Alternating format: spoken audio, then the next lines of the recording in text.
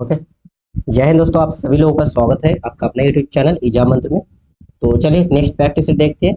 Youth youth competition book से हमारा इससे पहले जितने क्लासेस हो चुके हैं इस बुक का सारे क्लासेस आपको मिल जाएंगे, प्ले लिस्ट बना हुआ है ना। और यूथ के साथ साथ आपकी घटना चक्र के जितने प्रैक्टिस सेट है उसके भी हमारे क्लासेस सारे कंप्लीट हो चुका है। वो क्लास भी आप देख सकते हो, वो भी टारगेट यूथ पुलिस के नाम से प्ले लिस्ट बना है, उसमें देख सकते हो। ठीक है, मैराथन क्लास भी है। तो चलिए आप लोग फटाफट शेयर कर दीजिए, कुछ लोगों को जोड़िए क्लास में। देखिए आज का हमारा पहला क्वेश्चन क्या है, कमेंट करते रहिएगा आप सभी लोग। बाद में आप लोग अपना स्कोर शेयर करिएगा, आप लोगों का स्कोर क्या होता है ना। देखिए क्वेश्चन नंबर आपका फर्स्ट क्या है? ध्वनि मापक इकाई को कहती है, ध्वनि मापक इकाई को क्या कहती है? कैलोरी, फारेनहाइट, न्यूटन या फिर डेसिबल? बताइए क्वेश्चन नंबर फर्स्ट का आंसर क्या होगा? साउंड, साउंड को मेजर कौन सी इकाई में किया जाता है? देखिए कैलोरी तो आपको ऊर्जा के लिए होता है ना। कैलोरी किसका मापक है भाई? ऊर्जा का। फारेनहाइट आपका टेम्परेचर इनके ताप का हो गया, है ना। न्यूटन आपका किसके? न्यूटन आपके बल के लिए। और डेसिबल, डेसिबल जो आपके साउंड के लिए, इनके ध्वनि मापक इकाई। आपका क्वेश्चन नंबर फर्स्ट का आंसर हो जाएगा ऑप्शन नंबर डी। क्लियर है जी? सभी लोगों का करेक्ट आंसर है सी। अभी आप लोगों का स्कोर अच्छा खासा बनना चाहिए क्योंकि अब एग्जाम के कुछ ही दिन रह गए। देखिए क्वेश्चन नंबर आपका सेकंड, देखिए क्वेश्चन नंबर सेकंड है, ऊर्जा से भरपूर प्रकाश के लिए एलईडी वर्तमान तकनीक है। ऊर्जा से भरपूर प्रकाश के लिए एलईडी जो है वर्तमान तकनीक है। और एलईडी का विस्तारित रूप क्या है? एलईडी का विस्तारित रूप मतलब फुल फॉर्म पूछा आपसे, लेजर एमिटिंग डायोड या फिर लीन एमिटिंग डायोड या फिर लाइट एमिटिंग डायोड या फिर लो एमिटिंग डायोड? बताइए क्वेश्चन नंबर आपका सेकंड का आंसर क्या होगा? क्वेश्चन नंबर सेकंड, एलईडी का फुल फॉर्म पूछा आपसे। ठीक है, एलईडी का फुल फॉर्म क्या होता है? Light emitting diode, light emitting diode. इनका ऑप्शन आपके इसमें सी नंबर करेक्ट आंसर होगा। ठीक है, light emitting diode, light emitting diode, light emitting diode. तो देखिए एलईडी जो है एक प्रकार का अर्धचालक, अर्धचालक डायोड होता है, अर्धचालक डायोड है। ठीक है, चलिए नेक्स्ट क्वेश्चन देखते हैं। नेक्स्ट हमारा क्वेश्चन होगा क्वेश्चन नंबर थर्ड। चलिए क्वेश्चन नंबर थर्ड का आंसर कमेंट करिए। हर्षवर्धन की राजधानी कहाँ थी? हर्षवर्धन की राजधानी कहाँ थी? नालंदा, प्रयाग, कन्नौज या फिर थानेश्वर? बताइए क्वेश्चन नंबर थर्ड का आंसर आपका क्या होगा? देखिए हर्षवर्धन जो आपके कौन से वंश के? पुष्पभूति वंश के। कौन से?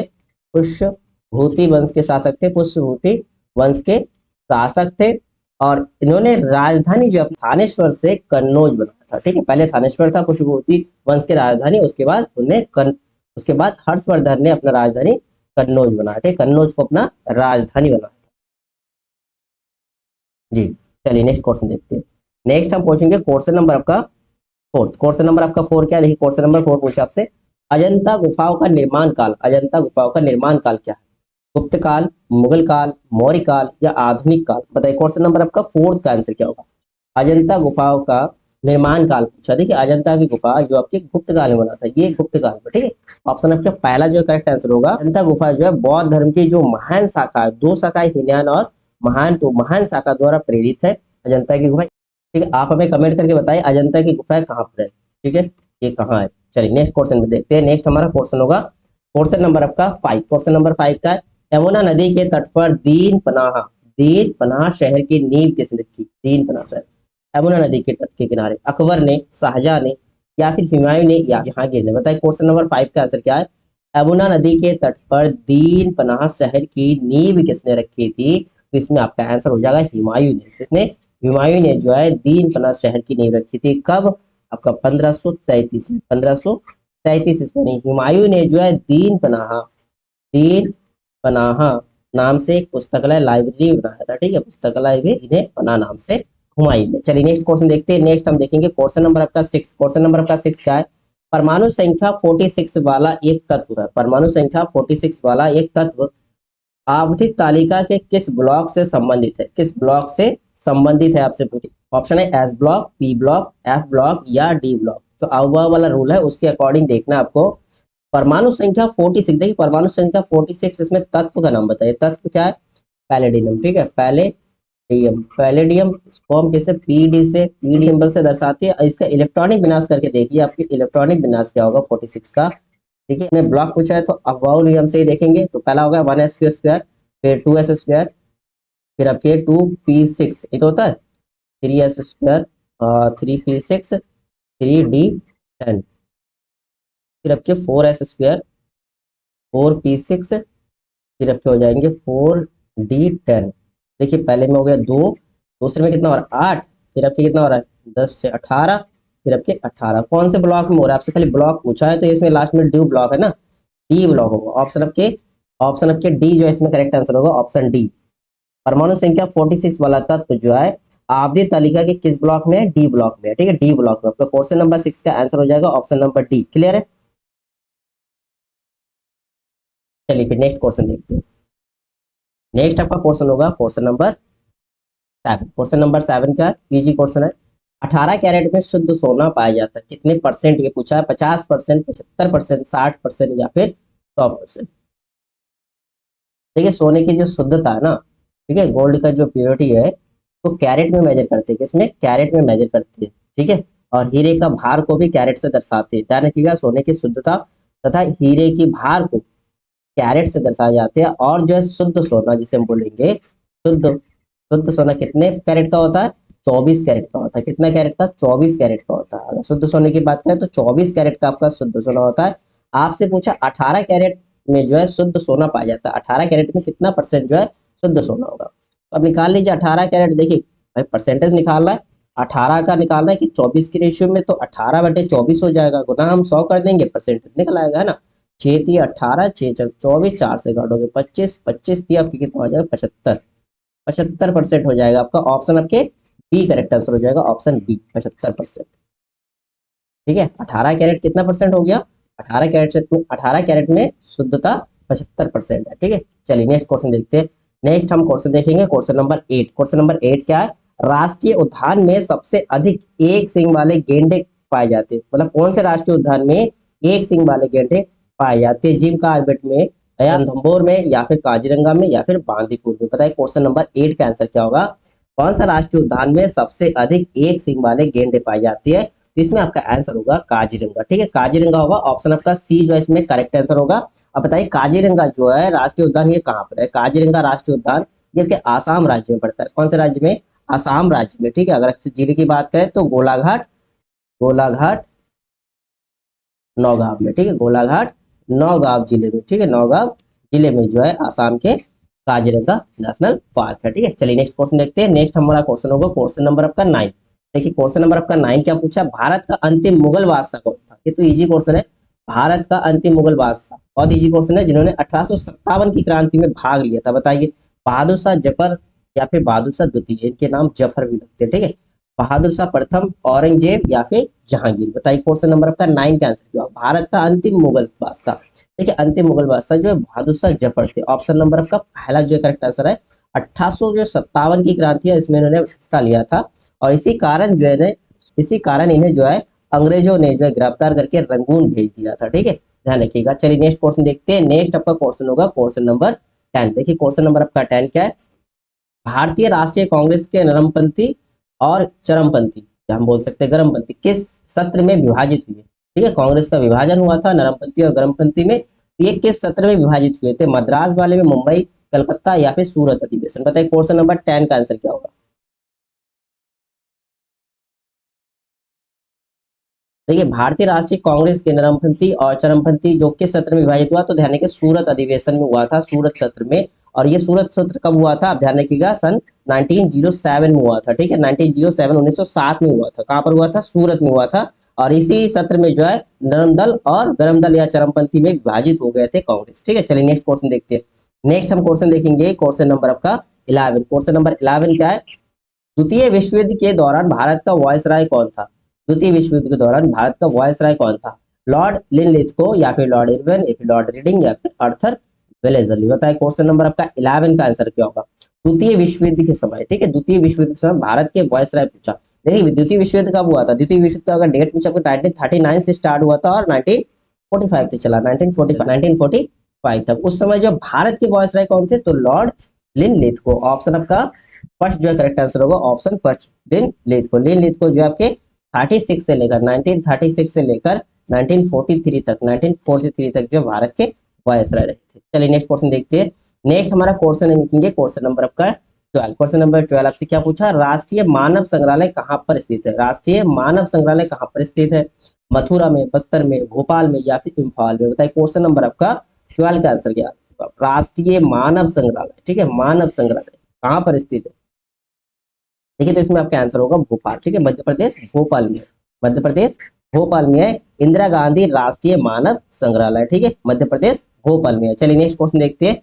नेक्स्ट हम जाएंगे क्वेश्चन नंबर आपका 13 में। क्वेश्चन नंबर आपका 13 क्या देखिए, निम्नलिखित में से कौन सा अंग अप्रयुक्त या क्षतिग्रस्त विमाणु को हटाने में सक्षम है, ठीक है, क्षतिग्रस्त जो विमाणुओं को हटाने में सक्षम है कौन सा अंग है, अब्दु ग्रंथि, अग्नाशय, तिल्ली या फिर अस्थि मज्जा। बताइए क्वेश्चन नंबर आपका 13 का आंसर क्या होगा।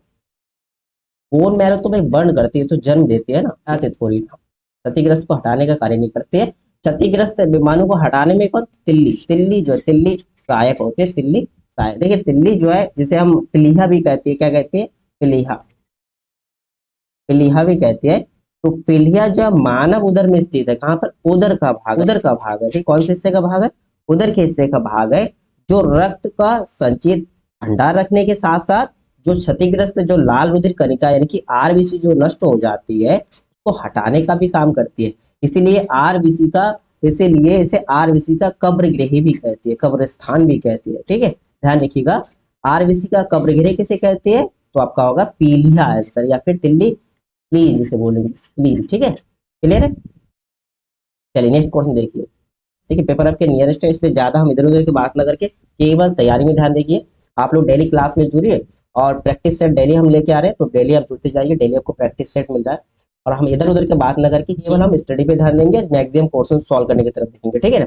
नेक्स्ट आपका क्वेश्चन नंबर 14 देखिए। क्वेश्चन नंबर 14 क्या, पौधे में पानी के परिवहन के लिए संवहनी ऊतक को डैश कहा जाता है, ठीक है, जो आपका ट्रांसपोर्ट का काम करता है, ट्रांसपोर्ट का काम करता है, पानी का ट्रांसपोर्ट करता है, वो कौन सा ऊतक होता है, फ्लोएम या फिर कुलेनकाइमा या फिर जाइलम या फिर स्क्लेरोकाइमा। बताइए क्वेश्चन नंबर आपका 14 का आंसर क्या होगा, क्वेश्चन नंबर 14। देखिए पौधे में पानी का परिवहन के लिए, ठीक है, संवहनी ऊतक की बात करती है तो आपका आंसर आएगा जाइलम, जाइलम काम करता है इसका, ठीक है। जाइलम क्या करता है, जो रूट, जाइलम जो आपके रूट से, ठीक है, रूट से पत्तियों तक जो पानी को पहुंचाने का कार्य करते हैं, पानी को पहुंचाने का काम करते हैं, ठीक है, जल पहुंचाते हैं कौन, जाइलम, ठीक है। क्योंकि यहाँ पर आपका क्या होता है, प्रकाश संश्लेषण का कार्य संपन्न होगा। प्रकाश संश्लेषण, प्रकाश संश्लेषण के लिए क्या आवश्यक होता है, आपका जल, फिर कार्बन डाइऑक्साइड CO2 और इसके साथ साथ क्लोरोफिल, ध्यान रखिएगा, क्लोरोफिल जो आपके ग्रीन पिगमेंट है, chlorophyll, chlorophyll, carbon dioxide, water और मिल से मिलकर आपका प्रकाश संश्लेषण के लिए कंप्लीट करते हैं, जिससे जिससे क्या होता है, प्लांट को या पौधों को एनर्जी मिलती है। अब एक पॉइंट यहाँ आता है, जाइलम जो होती है, जाइलम जो है पानी को ऊपर तो ले जाती है, नीचे नहीं आती भैया, ठीक है। तो ये जो है यूनि डायरेक्शन है, ठीक है, एक ही डायरेक्शन में काम करती है, ऊपर से नीचे की तरफ यूनि डायरेक्शन, यूनि डायरेक्शन में चलती है, यूनि डायरेक्शन। और इसके साथ साथ दूसरा आपके जो टिश्यू होता है फ्लोएम होता है, ठीक है। फ्लोएम क्या करते हैं, यहाँ पर जो आपके प्रकाश संश्लेषण से प्राप्त जो ऊर्जा है उसको पौधों के दूसरे भागों तक, चाहे वो रूट्स हो, चाहे वो ऊपर कोई ब्रांच हो, फ्लावर हो, हर जगह पहुंचाने का कार्य करता है। तो आपसे अगर फ्लोएम पूछे डायरेक्शन की बात करें तो ये आपके बाय डायरेक्शन या मल्टी डायरेक्शन बोल सकते हैं, बहुत दिशात्मक है। इसके जो है जो एनर्जी को दूसरे भागों में पहुंचाती है, यहाँ जो खाना बना उसको दूसरी जगह पे पहुंचाने का कार्य करता है, तो ये हर डायरेक्शन में जाता है। लेकिन जाइलम जो है केवल एक ही डायरेक्शन में, कई बार पूछते हैं जाइलम का आपके डायरेक्शन पूछेंगे, दिशा क्या होता है, एकात्मक, और फ्लोएम का बहुदिशात्मक, ध्यान रखिएगा। चलिए नेक्स्ट क्वेश्चन देखते हैं। नेक्स्ट हम पहुंचेंगे क्वेश्चन नंबर आपका 15 में। देखिए क्वेश्चन नंबर आपका 15 क्या, विदेशी मुद्रा प्रबंधन अधिनियम कब लागू हुआ, विदेशी मुद्रा प्रबंधन अधिनियम कब लागू हुई, आपसे पूछा है, ठीक है, ठीक है। तो आपका पहला ऑप्शन है अक्टूबर 1955, जून 2000 या फिर फरवरी 1980 या फिर जुलाई 2015। बताइए क्वेश्चन नंबर आपका 15 का आंसर क्या होगा, विदेशी मुद्रा प्रबंधन अधिनियम जो है कब लागू हुई, आपसे पूछा, तो आप ध्यान रखिएगा इसमें आंसर होगा जून 2000 में हुआ था, ठीक है, जून 2000 में हुआ था विदेशी मुद्रा प्रबंधन अधिनियम लागू, ध्यान रखिएगा। चलिए नेक्स्ट क्वेश्चन देखते हैं। फिर हमारा नेक्स्ट हमारा क्वेश्चन होगा क्वेश्चन नंबर आपका 16। 16 क्या है, पूर्ण रूप से जीएसटी, क्या है, जीएसटी की सिफारिश द्वारा की गई थी, यानी कि जीएसटी की सिफारिश किसके द्वारा की थी, कौन सी समिति के द्वारा किए थे, राजा तलिया समिति, विजय केलकर टास्क फोर्स समिति, या फिर जीएसटी परिषद, या फिर मनमोहन सिंह आयोग। बताइए क्वेश्चन नंबर आपका 16 का आंसर क्या होगा, जीएसटी की सिफारिश। जीएसटी का फुल फॉर्म क्या होता है, goods and service tax, goods and service tax. ये एक प्रकार का, किस प्रकार का कर है, अप्रत्यक्ष कर है, ध्यान रखिएगा, प्रत्यक्ष नहीं अप्रत्यक्ष। जीएसटी किस प्रकार का कर है, अप्रत्यक्ष कर है, इनडायरेक्ट वाला, ठीक है। और जीएसटी कब लागू आपसे पूछे तो ये डेट भी ध्यान रखिएगा, 1 जुलाई 2000, ठीक है, 2017 में जो पूरे देश में जीएसटी को लागू किया गया था। लेकिन जीएसटी जो बना वो किसके सिफारिश से, तो विजय केलकर टास्क फोर्स समिति के द्वारा। ठीक है, सिफारिश किसका था भाई? विजय केलकर टास्क फोर्स समिति के द्वारा की गई थी। क्लियर है? जीएसटी से क्वेश्चन आपका बन सकता है, ध्यान रखिएगा। चलिए नेक्स्ट क्वेश्चन देखते हैं। नेक्स्ट हमारा क्वेश्चन होगा क्वेश्चन नंबर आपका 17। 17 क्या? चींटियों से हमले से फसलों की सुरक्षा के लिए निम्नलिखित में से किस कीटनाशक का प्रयोग किया जाता है? कैसे? चींटियों से हमले से फसलों की सुरक्षा के निम्नलिखित में से किस कीटनाशक का प्रयोग किया जाता है? कपूर, एड्रीड, लवण जल या फिर इनमें से कोई नहीं? बताइए क्वेश्चन नंबर 17 का आंसर क्या होगा? अगर एग्रीकल्चर, अगर आप खेती बाड़ी से हो तो आपको इसका नॉलेज बिल्कुल होगा। देखिए, चींटियों से हमले से फसलों की जो सुरक्षा के लिए हम कीटनाशक कौन सा प्रयोग करते हैं? कपूर का प्रयोग करते हैं। ऑप्शन आपका पहला जो है करेक्ट आंसर होगा, ऑप्शन पहला। ठीक है, क्योंकि कपूर का जो गंध होती है ना, वो चींटियों को फसलों से दूर रखता है, चींटियों को फसलों से दूर रखता है। ठीक है, क्वेश्चन नंबर आपका 17 का आंसर हो गया ऑप्शन नंबर फर्स्ट। क्लियर है? चलिए नेक्स्ट क्वेश्चन देखते हैं। आप लोग कमेंट करते रहिएगा और अपने स्कोर लास्ट में चेक करिएगा आपका स्कोर क्या बने। पश्चिम बंगाल की मुख्य फसल क्या है? पश्चिम बंगाल की मुख्य फसल चाय, चीनी, चावल या फिर कपास? बहुत इजी क्वेश्चन है। ठीक है, आप ये भी बताइएगा उत्तर प्रदेश की प्रमुख फसल क्या है?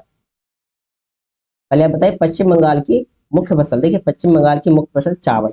ऑप्शन आपका इसमें सी जो है करेक्ट आंसर होगा, चावल। ठीक है, भारत में चावल उत्पादक में पश्चिम बंगाल का पहला स्थान है। ध्यान रखिएगा, पहला स्थान पश्चिम बंगाल का चावल उत्पादन में पहला स्थान। ठीक है, चलिए नेक्स्ट क्वेश्चन देखते हैं। नेक्स्ट हमारा क्वेश्चन होगा क्वेश्चन नंबर आपका 19। 19 क्या है? विश्व में सर्वाधिक बर्फ किस स्थान पर पाई जाती है? ये भी इजी क्वेश्चन है। अंटार्कटिका, ग्रीनलैंड, भारत या फिर रूस? विश्व में सर्वाधिक बर्फ किस स्थान पर है भाई? अंटार्कटिका में है ना। बिल्कुल सिंपल, ऑप्शन फर्स्ट सही आंसर है। चलिए नेक्स्ट क्वेश्चन देखते हैं। नेक्स्ट हमारा क्वेश्चन नंबर होगा 20। 20 क्या? किस नदी पर सुखपुर बैराज स्थित है? सुखपुर बैराज गंगा, सिंधु, सतलज या फिर महानदी? सुखपुर बैराज कहाँ पर स्थित है? देखिए, सुखपुर बैराज जो आपके कौन सा, पाकिस्तान के सिंध प्रांत में जो सिंधु नदी है। ठीक है, कौन सा नदी? सिंधु नदी। ठीक है, सिंधु नदी पर स्थित है, ध्यान रखिएगा। ये जो है बैराज जो कब बना, आपके ध्यान रखिएगा कि ये अंग्रेजों के शासनकाल, ब्रिटिश शासनकाल 1923 और 1932 के बिटवीन बना। ठीक है, ये अंग्रेजों के टाइम बना, ब्रिटिश के टाइम, ब्रिटिश शासनकाल। ठीक है, सुखपुर बैराज। चलिए नेक्स्ट क्वेश्चन देखते हैं। नेक्स्ट हमारा क्वेश्चन होगा क्वेश्चन नंबर 21। 21 क्या है? भारत और श्रीलंका को कौन सा जल डमरूमध्य जो है या खाड़ी अलग करता है? कौन सा जो है खाड़ी अलग करता है? मन्नार की खाड़ी, अकावा की खाड़ी, मैक्सिको की खाड़ी या पाक जल डमरूमध्य? बताइए क्वेश्चन नंबर आपका 21 का आंसर क्या होगा? भारत और श्रीलंका को कौन सा जल डमरूमध्य जो है या खाड़ी अलग करता है? तो अब इसका आंसर ध्यान रखिएगा और कीजिए पाक जल। ऑप्शन आपका डी जो है इसमें करेक्ट आंसर है। क्लियर है? ठीक है, प्रीवियस सेट देखोगे क्वेश्चन रिपीटेड है। चलिए नेक्स्ट क्वेश्चन आपका, नेक्स्ट आपका क्वेश्चन नंबर 22। जोग जलप्रपात निम्नलिखित किस भारतीय राज्य में स्थित है? जोग जलप्रपात निम्नलिखित किस भारतीय राज्य में? गुजरात में, कर्नाटक में, मध्य प्रदेश में या मेघालय में? बताइए क्वेश्चन नंबर 22 का आंसर क्या? जोग जलप्रपात। ठीक है, जोग जलप्रपात देखिए भारत के कौन से राज्य में? कर्नाटक राज्य में। कौन से राज्य में? कर्नाटक में। ऑप्शन आपके इसमें बी जो है करेक्ट आंसर होगा। अच्छा, जोग जलप्रपात को और एक नाम से जानते हैं, ध्यान रखिएगा। अन्य नाम क्या है इसका? गरसोप्पा। ठीक है, गरसोप्पा भी आ सकता है पेपर में, गरसोप्पा। चलिए नेक्स्ट क्वेश्चन देखते हैं। नेक्स्ट हमारा क्वेश्चन होगा क्वेश्चन नंबर 23। संघाई सहयोग संगठन का मुख्यालय क्या है? संघाई सहयोग संगठन का मुख्यालय पूछा आपसे। मुख्यालय आपके देखिए, मुख्यालय संबंधित मैंने लास्ट वीडियो में बताया था, बहुत इंपॉर्टेंट बनता है, एक क्वेश्चन बन जाता है।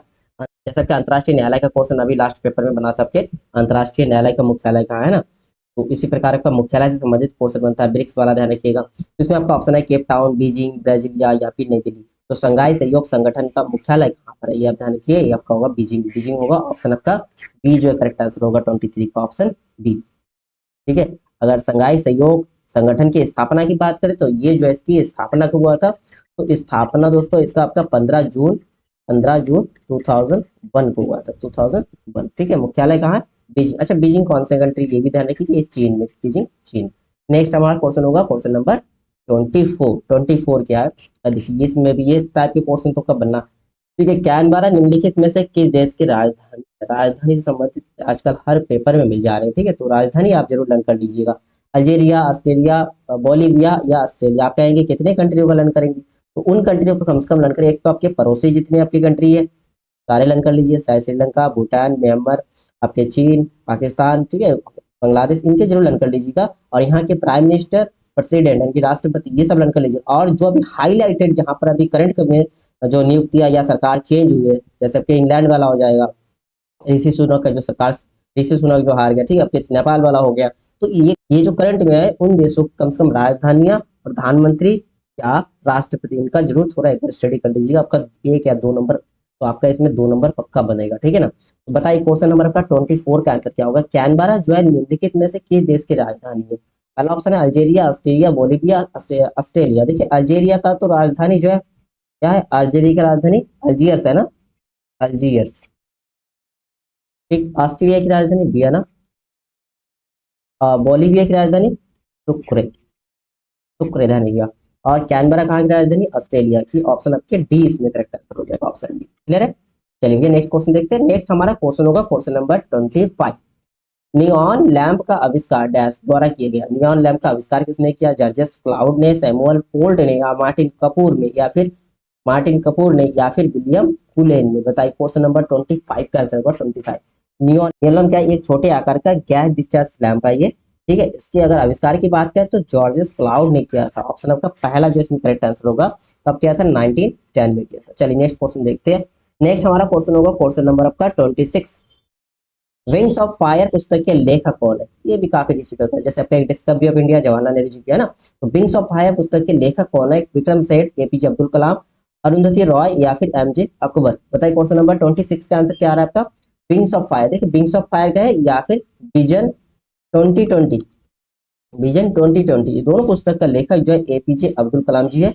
और ये काफी आता है ये क्वेश्चन, ठीक है, ध्यान रखिएगा। APJ Abdul Kalam wings of fire पुस्तक के लेखक है। दूसरा विजन 2020। चलिए नेक्स्ट क्वेश्चन देखते हैं। नेक्स्ट हमारा क्वेश्चन होगा क्वेश्चन नंबर 27। 27 क्या पूछा आपसे, जब संविधान को पहली बार अपनाया गया था तब इसमें कितने अनुच्छेद थे। जब पहली बार अपनाया गया तब,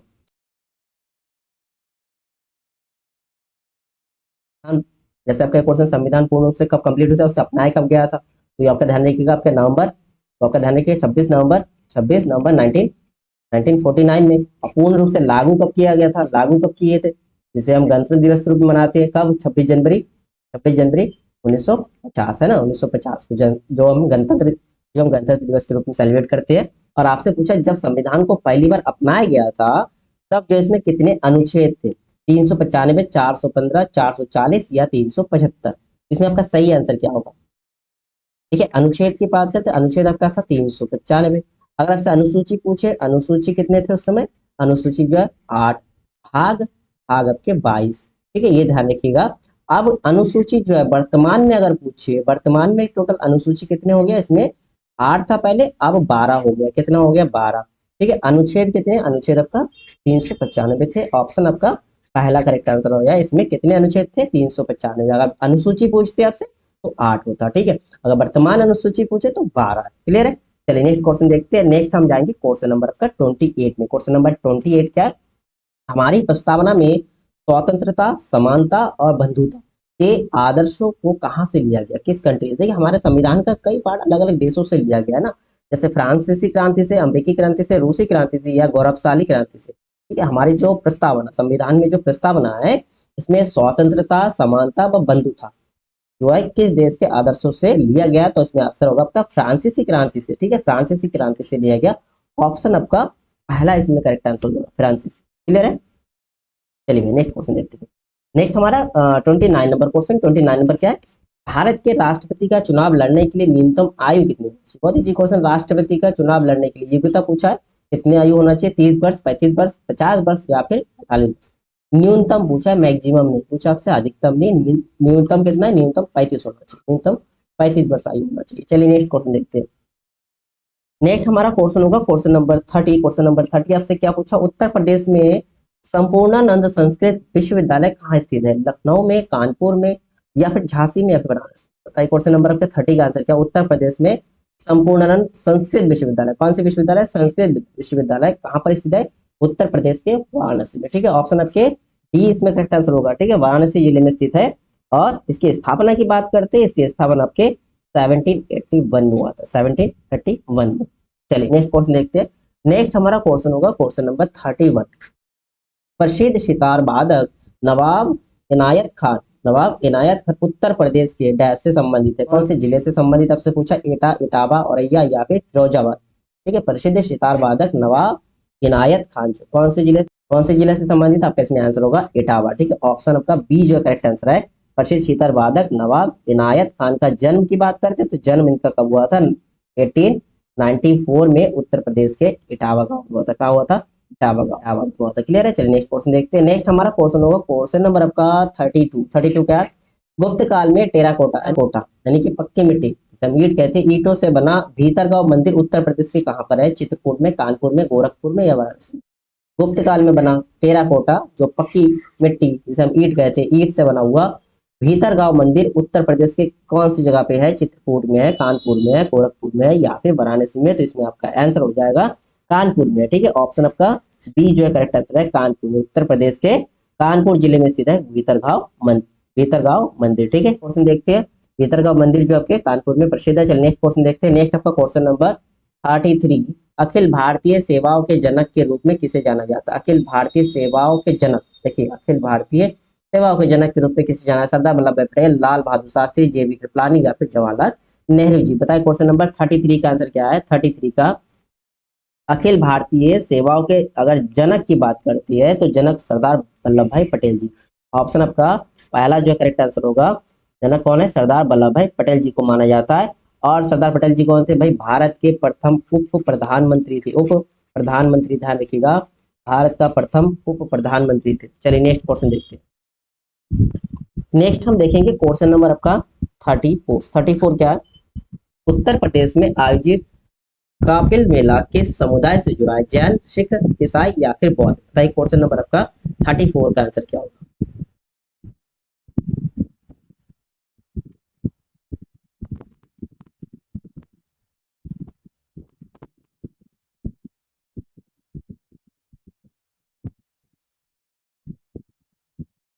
उत्तर प्रदेश में आयोजित देखिए कपिल मेला जो है किस समुदाय धर्म से पूछा तो इसमें आपका आंसर होगा जैन। ठीक है, जैन होगा। ऑप्शन नंबर आपका फर्स्ट जो करेक्ट आंसर होगा।